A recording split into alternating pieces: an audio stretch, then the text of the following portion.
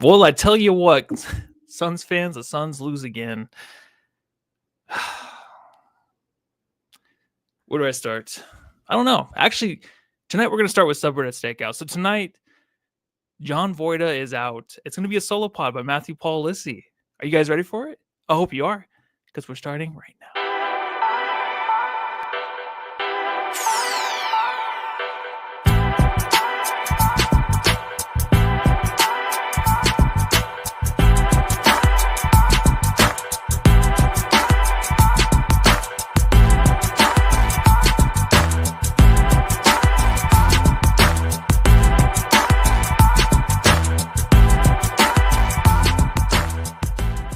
133 to 125. The Phoenix Suns did lose again, and tonight is the Detroit Pistons. The Detroit Pistons team that came in 11-17. A team you thought the Suns can actually handle, maybe take without Devin Booker. Devin Booker did sit with a tight groin. So what we're looking at is maybe 2 games off from Devin Booker. Can the Suns hold it down? Can they win against a team that should be, I guess, an easy route? It should have been, but it wasn't. And usually we do subreddit stakeout at the end of the game. Tonight, I'm actually going to do it right now. And I wasn't in the Pistons subreddit. I was actually in the Phoenix Suns subreddit. The Suns Jam Session subreddit stakeout.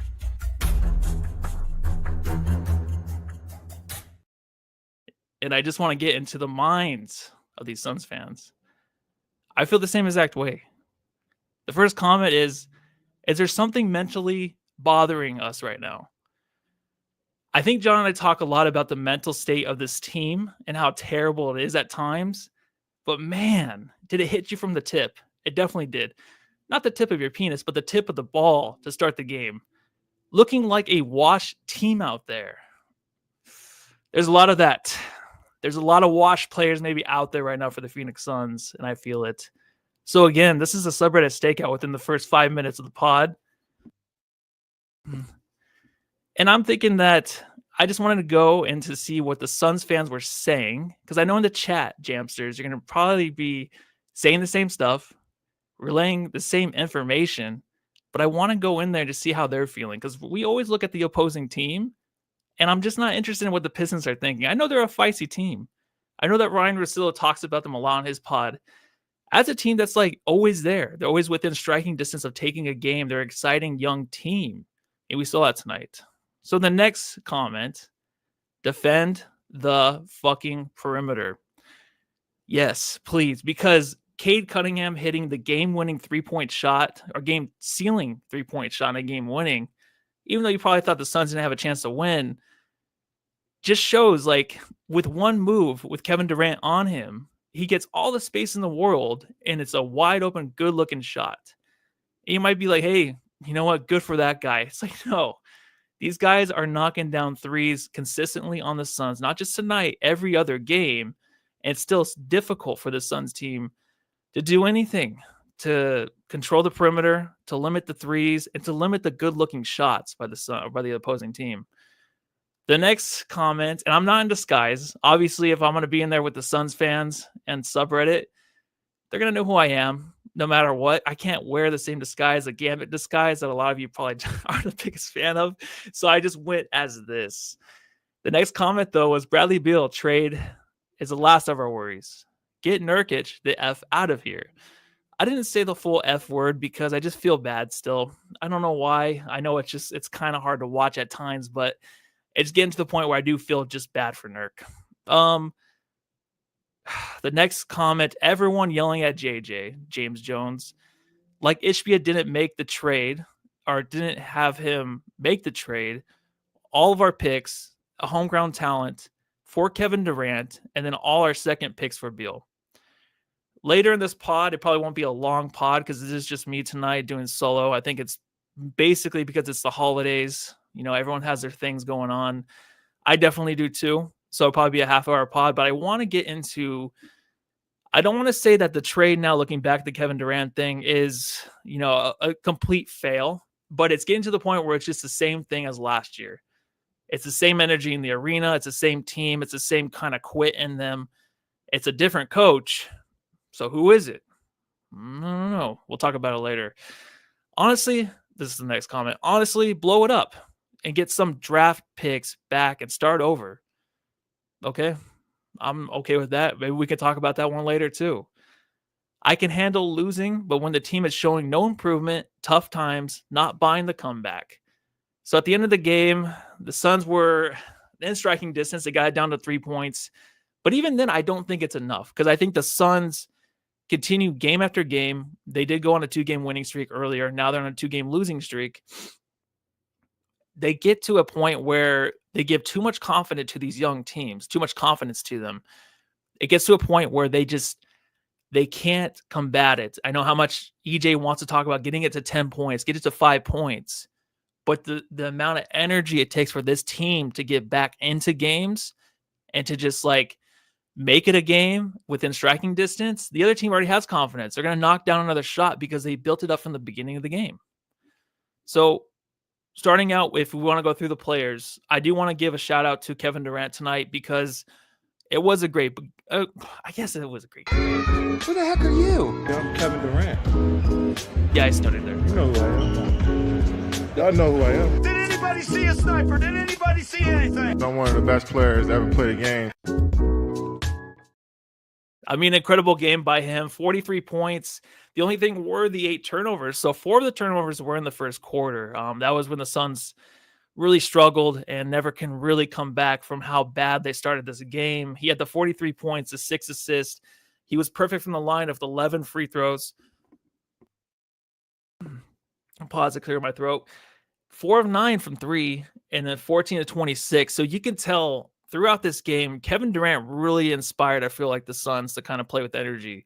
Or it was just him kind of playing with a lot of energy, Bill having some spurts, and then him just not really having any help. So I saw a lot of that tonight.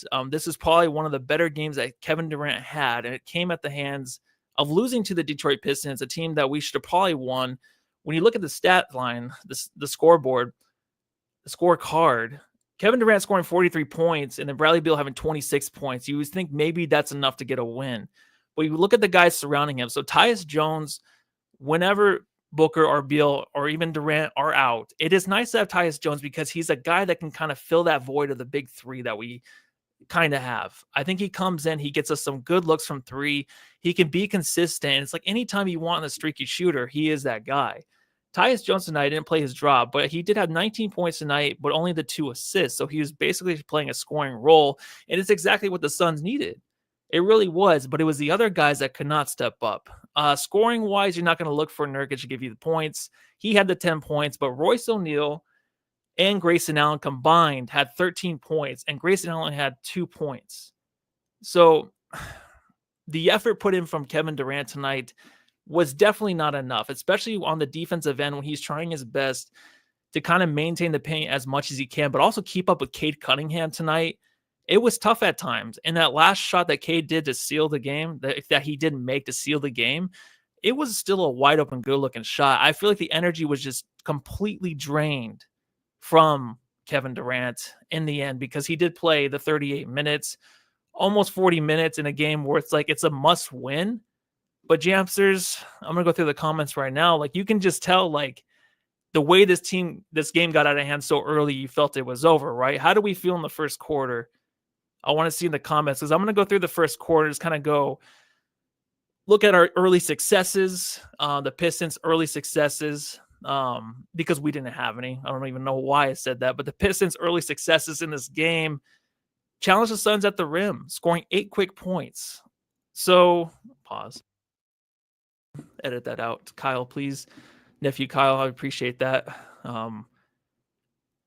The 8 points, not seeming like it's a big deal, but it is definitely a big deal because it was in the paint early. It was Nurkic trying to match Jalen Duren. Jalen Duren just really having a field day down there, and he was dunking the ball at will throughout the whole game. So Jalen Duren is definitely a guy, of course, the Suns would love to have on their roster as their center. Not just because he's an immaculate looking guy, like it's incredible how that guy looks. Because if you're going to build a player on NBA 2K and you want to look good, have the broad shoulders, the Amari-like shoulders, a little bit taller, better around the rim right now, more than it compared to any of the Sun centers, obviously, then Jalen Duran's your guy. And he was definitely giving Nurkic fits early in the game.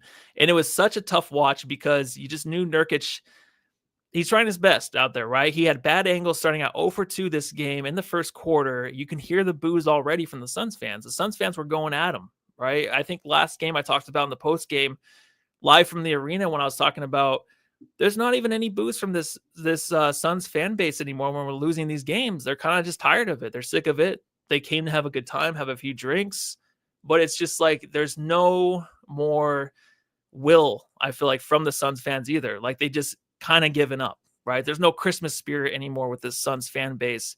It's a team that lost their fan base a little while ago this season. Last season totally lost them. And now it just seems like I said a little while ago, just meaning like the last few games, it just seems like it's back in the same way it was last year.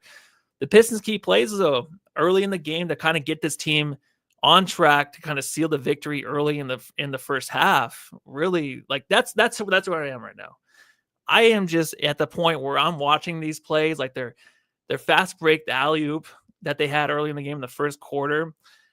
I'm like, that is just a play that I haven't seen the Suns have at all. When's the last time I seen an alley-oop where the guy throws it up and the guy hasn't even jumped out of the stands yet to go get that ball and slam it home?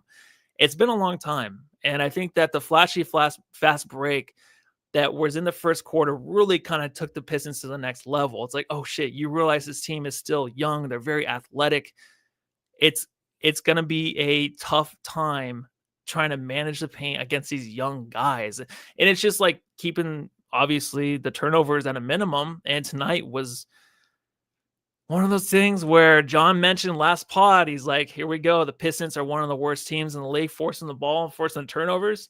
The Suns had their 19 turnovers. The 21-20 that we expected, they were close. They had 19, and it was a lot of them in the first quarter. So the offensive struggles for the Phoenix Suns, even bringing the ball up across half court, they definitely struggled at times. There's a few miscues back there. At the 7-minute mark, the Suns were down 17-9. We were given 2 additional 3-pointers, just really prompting a first timeout from Coach Budenholzer. When they had those threes, you can just tell in the first quarter when they were getting to the rim at will, the 8 quick points in the paint, it just really kind of scrambled the Suns defensively. The 3-pointers, the spacing, it was all available. They were just super, super comfortable. But if you want to look at a bright spot, in the first quarter, Tyus Jones stepped up, man. So I talked about him earlier, obviously the 19 points, but he had 7 points in the first quarter for the Phoenix Suns, and he kind of held them afloat in a way. And when I'm saying afloat, I'm really talking about the Suns hanging in there with a 10-point lead by the Pistons. Like, that's hanging in there right now for the Suns. These leads are getting out of control by the opposing team, not a poisoning. The opposing team is just getting out to these 10-point runs. And it's hard to manage for the Phoenix Suns and hard to come back from. Nurkic, though, in these type of games, it's hard to watch and you root for him because he does have the effort. Because him and Kevin Durant, they did have the effort in the fourth quarter. But when you start out very poorly against this team and you just realize it's going to be a struggle all game long, it's hard to actually sit down and finish watching this game and not having to think like, oh, wait, I have some last minute Christmas shopping to take care of. Because Nurkic tonight was 10 points. He had the 7 rebounds. And yes, Durant is incredible. He had the 11 rebounds. The Suns did manage to kind of match. They definitely did match the Detroit Pistons with 35 rebounds. But it's just one of those things where the athleticism's too much. Durant is a big dude to kind of manhandle. And Nurkic at times is just, his effort is there, but it's just not good enough. And it's disappointing, but it's also one of those things where it's not completely his fault. We are looking at the Bradley Beal trade now that Jimmy Butler. Oh, who cares? I'll get into it right now. So the news that kind of broke last for the Phoenix Suns and the whole Jimmy Butler trade rumors, it's going to be one of those things where it seems like it's in Suns' hands. That's the latest kind of report, right? We talked about in the last podcast that the Suns have every opportunity right now to kind of pull the trigger on this thing, to kind of get their guy in Jimmy Butler. Of course, it'd be Bradley Beal going.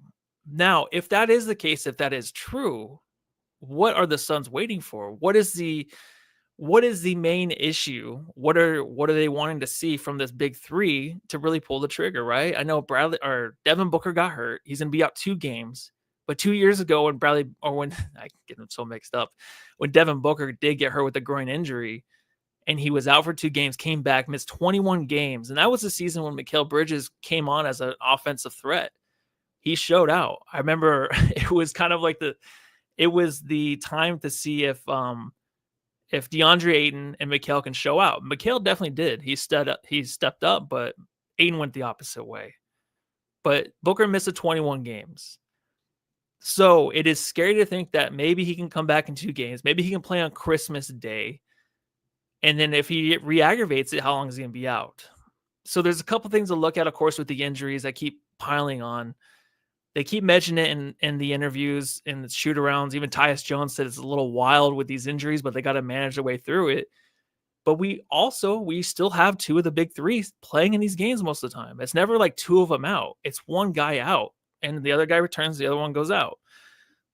So for me, I feel like I've seen enough. I know that these guys cannot get it done. They were 8-1 to start the season, right? They look great. It was a great start to the season. Now things might just be out of control. Now things might be, let's just put it this way, like accounting scared says right here, way too soft. This team is turning a little bit too soft, all right? And they're a little bit too soft. I might be spitting a little bit too much on this pod. I'm getting a little too excited, too razzled, because it's one of those things where, do I want to continue to watch this game, watch this team, waste my time watching these games? It's like, yes, of course, because I love covering the games for Brightside. But how much longer are you fans, Jamsters out there, going to continue to watch this stuff? Because as I went through subreddit, there are many comments about like, I'm out of here. You see it on Twitter, I'm out of here. They're out of here in like the halftime. They know that just like last year, if this team is down in the 3rd quarter, heading in halftime, even if you have like a 5-0 run to end it, it's still not enough. It's still not enough for this team. So if you want to go back through the game, we went through the first quarter. So the second quarter highlights, it was a fast start for the Suns. They had the 5-0 run, but struggled to sustain any kind of momentum as the Pistons matched their intensity. So that was kind of the whole story throughout the whole game, is the Pistons matched everything the Suns could do. And the reason being is because the Pistons got out to such a hot start and they built that confidence. And they're not like an old Pistons team. They're a team that is going to hang in there. They're going to manage the games if they stay comfortable. And when the Suns are frazzled and frizzled and misfrizzle from the Magic School Bus on the offensive end, trying to move the ball around, trying to get shots, the Pistons noticed that. They're like, all right, chill, relax. We had Cade. He was controlling the game. Let's manage the game as best to our efforts, because if we do that, the Suns are going to shoot themselves in the foot. And they did really early on. The nice thing about the second quarter, though, there was kind of a bounce back. You saw Bradley Beal had 12 points. He got his 12 points super quick. He hit 5 of his first 6 shots in the quarter, pulled the Suns within 9 points. There we go. That's the 10, the 11, the 9-point lead that the other team always has. But the Pistons maintained their hot shooting. They were incredible. But then also the Suns were 60% from the field at the half. It was the turnovers. The turnovers were always a thing, right? And the momentum always kept swinging back to the Pistons. And then the 17 bench points that the Pistons did have in the second quarter really kept that momentum. It was something that the Suns couldn't maintain. Obviously, I went through the box score where you had Royce O'Neal, who is obviously starting, but you have him and Grayson Allen, who you want to combine for at least maybe 30 points to have a shot. They combine for the 13 points. So not part of the bench. Monty Williams. Coach Bud is not really playing anybody else off the bench except for Monte Morris. Monte Morris did have the 4 points. He had the 15 minutes played, but the 2 turnovers were pretty huge, man. Like, he couldn't really get into a groove, but you're seeing a lot of minutes from him. His efforts and stuff, it's kind of lost on me right now just because of the way the Suns are handling everything and the way the Suns are actually just down in these games. It seems like it's so urgent for these guys to get them back in the game when it should just be on the stars to get them back in the game, the defense, but it's never going to happen. It's not, hasn't happened all year long. So the Suns are going to continue to struggle with this. I'll go through the chat a little bit here because I've been kind of rambling on and on and on, but it is a little frustrating. Greg Hughes says Beal seemed mentally unable to handle load leading the team. So I love the fact that you went to the mental part and then unable to leading the team, because that's been a thing we've been missing. We put that on Kevin Durant early this year, where we said that Kevin Durant was the leader. Right now, there's not an obvious leader. At times, you want these guys to step up, but from what I'm seeing from Beal, and I can be completely wrong, and I probably am, because I look too into things. I guess I'm like a micromanager with my insecurities when it comes to like body language. I always think that these guys are showing off more than how they really feel. But I just, from the tip, man, there's just some kind of energy and look and feel with Beal. All right. And obviously he's going to give it his all. Beal tonight had that one dunk that was very scary. It looked like he grazed his chin on the floor. Could have been a lot worse. He looked like a crash test dummy, just like flying through the air. Anytime that happens, it's super scary for a player. His efforts tonight, though, the 26 points, they were good. Those were good Bradley Beal numbers, right? 3 for 6 from 3. Maybe you think the 20 field goal attempts, maybe he should have had more because no one else was supporting them. So maybe he can lean towards the 26 like that Kevin Durant had. But I'm telling you, from the tip, I saw him and I'm just like, that looks like a guy that just doesn't. He wants to be there. He wants to play for this team. He's in Phoenix, he said in the interview, right? They're going to say the right things in the interviews when they ask about the trade coming up. Or sorry, I don't mean to spoil it. The trade that might happen with Jimmy Butler. He talks about he's been in the league for the 10 plus years and he just has dealt with it like his whole career, right? And he's used to it. He doesn't listen to it. But for me, it just looks like a team that, and especially with Beal, that something's happening. When the mental stuff is there, when on paper you're a Suns team that has the right amount of firepower, maybe even the grit from some of these players that should step up and win a game like this, and it doesn't happen, it goes to the mental toughness. And it goes to Bradley Beal kind of starting the game kind of like, I don't know. Like, this is a tough one to actually stick out knowing that I might be out of here, right? Because right now, if what's being leaked with Matty Ishbia on the phone with Butler, if they're talking it over, it's a lot to go through in the mind of Bradley Beal. Cameron Johnson talked about on the Young Men of the Three podcast, I brought it up last pod, that, and I wrote an article on Brightside about the fact that it's impossible to kind of just block this stuff out. I think it really affects a team. So in the chat, I know I haven't been reading a lot of the comments, but where do you stand on the fact that, hey, maybe that, that trade that's going on behind the scenes that's not completed yet, is it affecting this team to where they can't focus on winning a game, right? They can't focus on defense. There's too many lapses, too many turnovers. When we're scoring and we're shooting 60% from the field, finishing the game at 57% for the majority, the first 3 quarters, 62%, 48% from 3, hitting 14 threes, 20 from 23 from the free throw line. The 19 turnovers obviously standing out, but what is it that they can't complete these games? What is it? Is it the fact that there are things always going on behind the scenes? And it's just too frustrating for these players to realize, like, hey, this is like too much weighing on our shoulders, because we want to focus on what's going on the court. We don't want to have to worry about one of us being traded and have to restart again, right? Booker's hurt. Beal's going to be hurt again. Kevin Durant will probably sit out again. But also it's like, are we actually counted on from the owner, from James Jones, to go out there and win? So that's why I feel like maybe the trade's not happening yet. Maybe because this team is actually wanting to see them build something and trying to give them the confidence and give them the backing. But if they've talked about that, if they brought Bradley Beal into a room, be like, hey, listen, there's stuff going on that you're going to hear, but don't listen to it. It's not true. Focus on the core. We want you here long-term. If they're reassuring him that, then why is it not coming together? Why? I don't understand. And going into these games, when you know that, like, hey, we're going to be down in the first quarter again, and the energy is going to be sucked out of that arena, what do you turn to? What are you supposed to do? There were a few more things I wanted to go over before I get out of here, because it is another Suns loss, and I just subreddit at the beginning of the podcast because I just didn't want to go to the Pistons subreddit. All right, so I didn't really want to go here, but this is what I do, especially if you give me about 45 minutes to talk about the Suns. A.0 does say, let me get to a few comments. No effort, energy, resilience. So I was at the game when they played the Pacers. That is the worst effort I've ever seen in person. Just knowing, like, you can feel it from the players knowing that they know they're going to lose the game. That's how bad it feels being at those games. I love this comment right here. Seth Logan Hopkins, drug tests every week. No more weed. KD is big on the weed, so maybe that's a part of it. Who knows? Maybe Book's into weed now, and that's why he's so chill. So God bless him. God bless this team.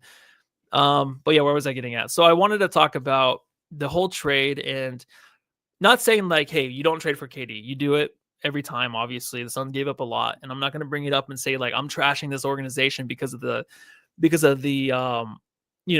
just because they pulled the trigger on a trade that probably should have happened about a year ago before it happened, with KD wanting out, wanting to be with Booker.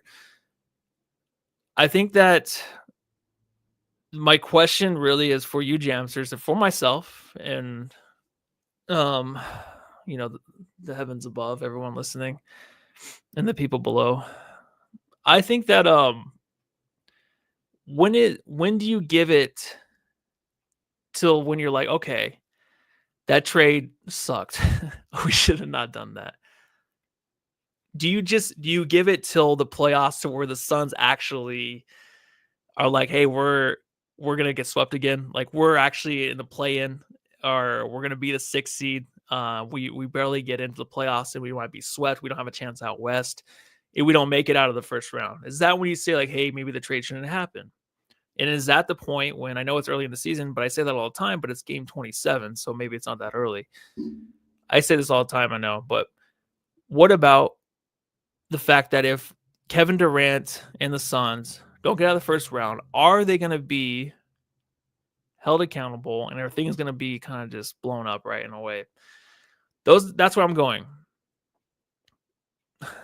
That's where I'm going with this, because why not? Why does it matter?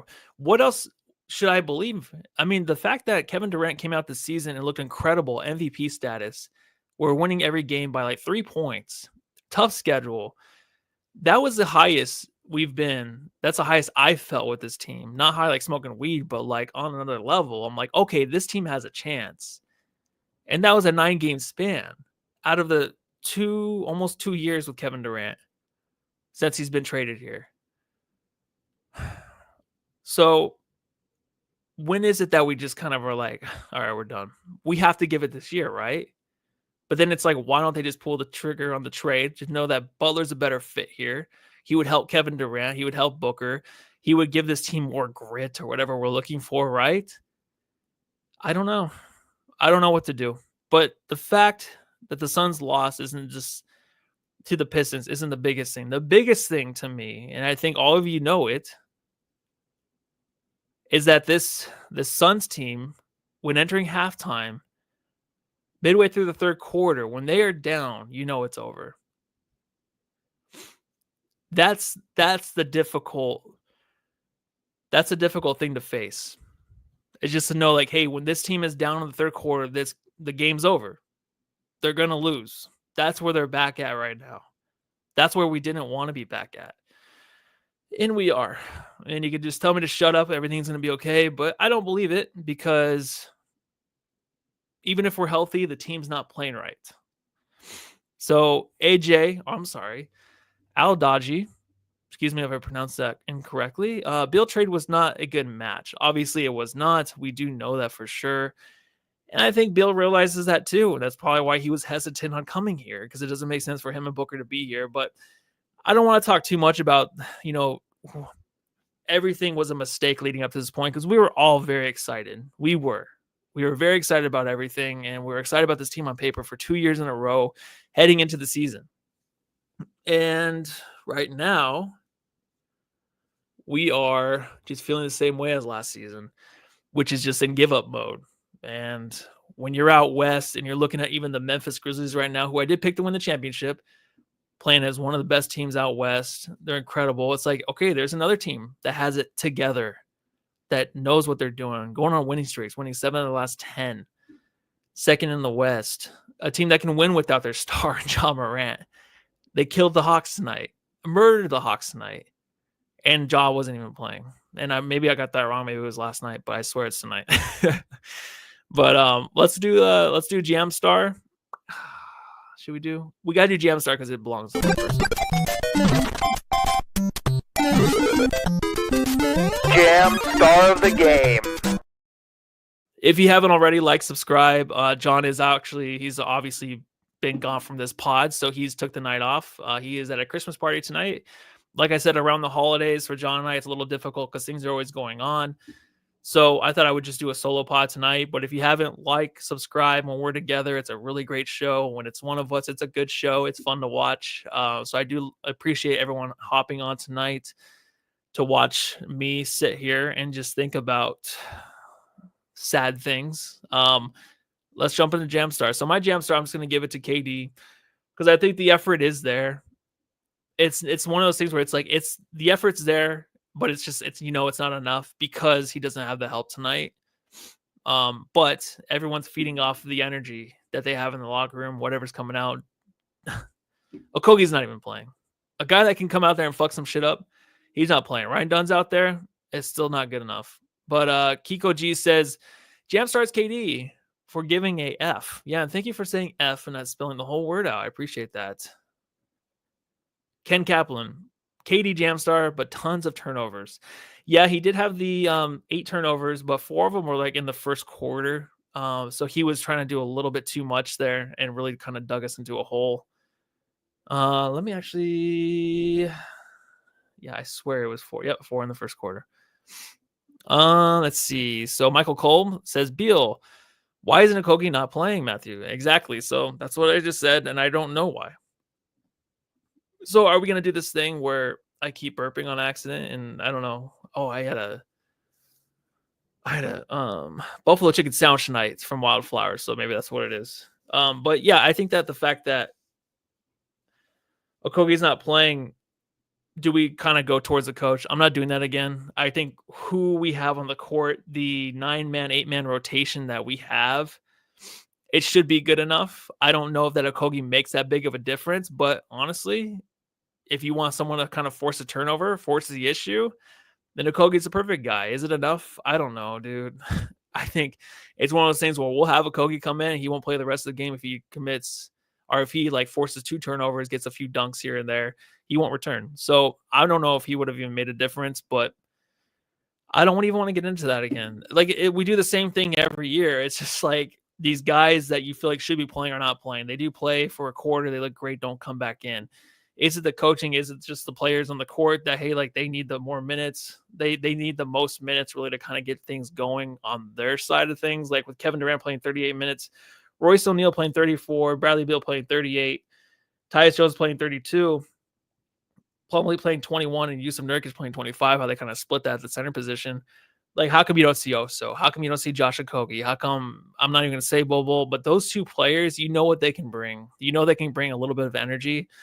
But the Suns dig themselves in such a big hole, you can't just bring those guys in, I feel like, in Bud's mind, just because he's like, we have a good enough lineup to kind of take this over. We can shoot the ball lights out. And some of those guys on the defensive end can disrupt the passing lanes. Like Grayson Allen was doing a decent job at times. KD was doing a decent job at times. And Ryan Dunn, obviously, is doing the best he can with a couple great blocks tonight. But it's definitely not enough. And what's really frustrating is it says that Ryan Dunn has 1 block shot. He definitely had 2. That happens all the time. So who else we got for Jamstar? DWig24 says KD. Okay, very nice. I like that one. That's who I chose too, D-Wig. So the Suns do play. Who they got next? Actually, I really apologize. The Phoenix Suns, Jamsters, they play the Denver Nuggets Christmas Day, right? No, the 23rd. And then they play on the Christmas Day. So Denver Nuggets are coming up. So I also mentioned too, Kevin Durant and the MVP race doesn't really seem like a thing anymore. After I did talk about that, it's kind of been a rough slate for Kevin Durant and the Phoenix Suns. So it doesn't look like it's a thing because of games like this when they're playing the Nuggets, even though the Nuggets aren't as great as they were last year, and they're a team that definitely they've fallen off. But it looks better on the resume when you kind of defeat those teams out west in the Nuggets and the guy against Jokic. But I don't know, man. Jamsters, what should I look forward to next game? Because I don't look forward to anything. I sit there on the couch most of the time and just kind of sit there and like, I'm not looking forward to this. So I don't know. I don't know what else to say tonight, Jamsters. I did have a good time venting and talking about a lot of stuff, but the biggest things to hit on really from this game are the team looks like something's going on behind the scenes.